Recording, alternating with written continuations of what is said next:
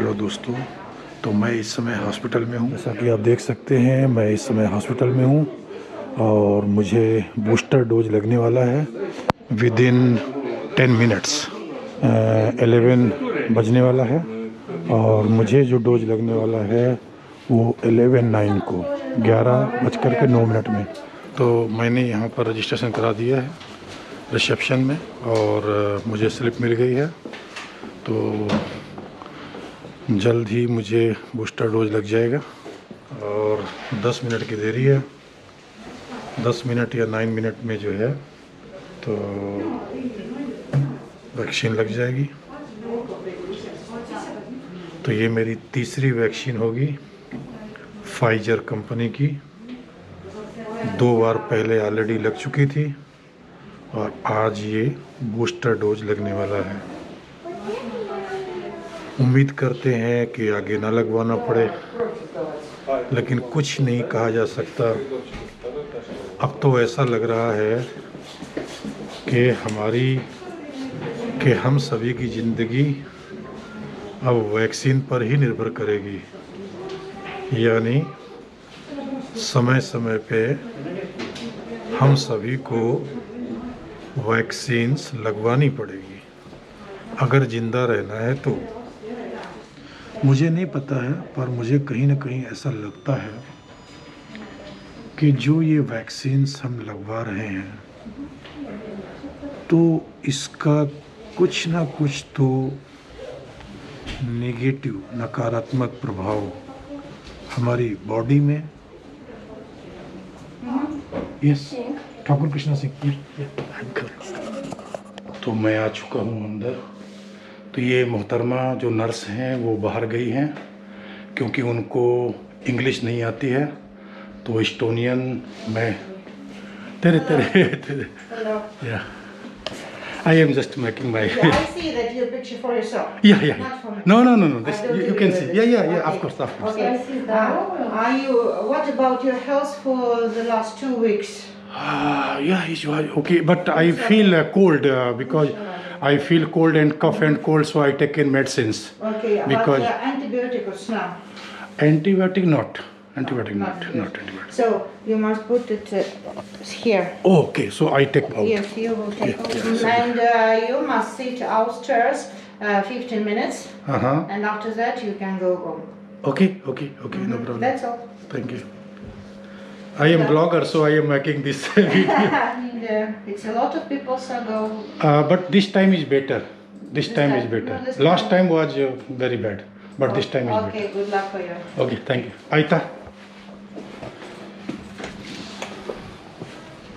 So guys, मैंने vaccine लगवा ली है और जैसा कि उन्होंने मुझे बोला है कि आप यहाँ 15 मिनट बैठोगे, तो मुझे इंतज़ार करना है 15 मिनट तक यहाँ बैठ करके और उसके बाद फिर मुझे कहीं जाना होगा।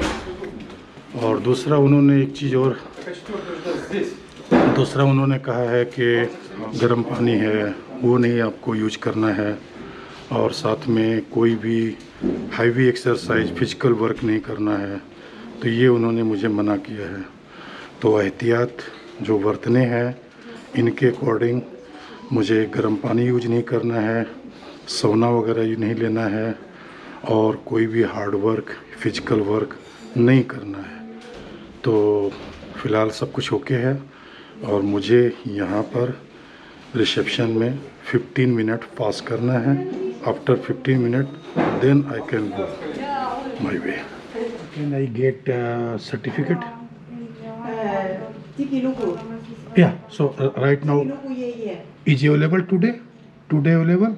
Pin code and Tiki Lugu. Yeah. This is my booster dose, third dose. Yes. So I can see today. Tiki Lugu. Okay. Thank you.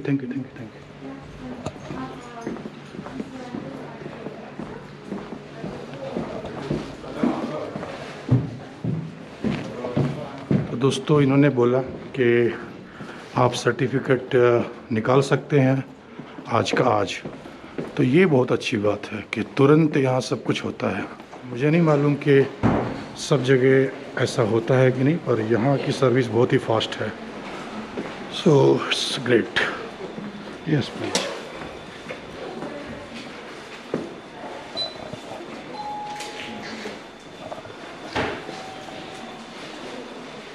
बेटा,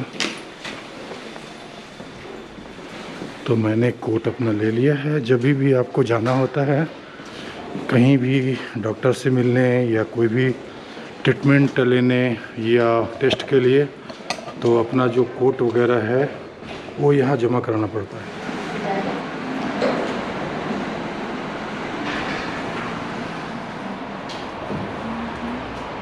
तो दोस्तों, हो गई मेरी बूस्टर डोज। ये तीसरी वैक्सीन है। और जैसा कि मैं ऊपर बोल रहा था, लेकिन मैं आप लोगों से बात कर रहा था और उसी दरमियान नर्स आ गई और मुझे इंजेक्शन लगवाना पड़ा, तो फिर मैं आगे बात कर नहीं पाया। तो दोस्तों, मुझे पता नहीं क्यों ऐसा लग रहा है, मुझे नहीं मालूम ये सच है या गलत, लेकिन मुझे ऐसा लग रहा है कि आने वाले वक्त में मैं, आप, यानी हम सभी को वैक्सीन पर ही निर्भर रहना होगा और जब तब वैक्सीन लगवाते रहना होगा। केवल एक वैक्सीन या 2 वैक्सीन से काम नहीं चलेगा, क्योंकि पहले जब हम लोगों ने सुना था तो केवल यही सुना गया था कि 2 बार वैक्सीन लगनी है, तो 2 लगनी थी। तो पहले तो यही सुना गया था, लेकिन उसके कुछ समय बाद में जैसे ही नया अवतार सामने आया तो हमारे सामने फिर एक और वैक्सीन रख दी गई जिसका नाम दिया गया बूस्टर डोज। तो पता नहीं ये पहली और अंतिम बूस्टर डोज है या फिर कुछ महीनों के अंतराल में ऐसी ही बूस्टर डोजेज हमें और भी लगवानी पड़ेगी। मेरा तो मानना ये है कि अगर कोरोना वायरस इसी तरीके से हम सभी के बीच में मौजूद रहा नए नए अवतारों में, तो हमें तैयार रहना होगा कुछ महीनों के बाद नया बूस्टर डोज लगवाने के लिए। तो ये है मेरा अनुमान। ये रहा मेरा सामने, जिसे आप दिल्ली की भाषा में मोहल्ला क्लिनिक कह सकते हैं, लेकिन हकीकत में ये अपने आप में संपन्न हॉस्पिटल है। और हालांकि ये मेन हॉस्पिटल नहीं है, जो सेंट्रल हॉस्पिटल वो अलग है, लेकिन यहाँ पर हर मोहल्ले में ऐसे कई हॉस्पिटल हुआ करते हैं जहाँ पर फैमिली डॉक्टर्स बैठते हैं, हम सभी के रजिस्टर्ड फैमिली डॉक्टर, और हमें वहाँ जाना होता है, खुद की प्रॉब्लम बतानी होती है और ट्रीटमेंट लेना पड़ता है। और ये सब ट्रीटमेंट, सारी जांच पड़ताल, सब कुछ बिल्कुल 100% मुफ्त होती है। लेकिन ये मत भूलिएगा कि जो मेडिसिन्स लिखते हैं डॉक्टर किसी भी इलाज के लिए, वो मेडिसिन्स हमें बाहर से ही खरीदनी पड़ती है, वो यहाँ नहीं मिलती है। और वो यहाँ तभी मिलती है जब आप इमरजेंसी में एडमिट होते हैं हॉस्पिटल में, तब सारा ट्रीटमेंट ये आपका करते हैं। लेकिन आउटडोर पेशेंट्स के लिए जो भी मेडिसिन्स है वो सब बाहर से परचेज करनी पड़ती है। ये है यहाँ की हकीकत। तो ठीक है, फिर मिलते हैं अगले ब्लॉग में।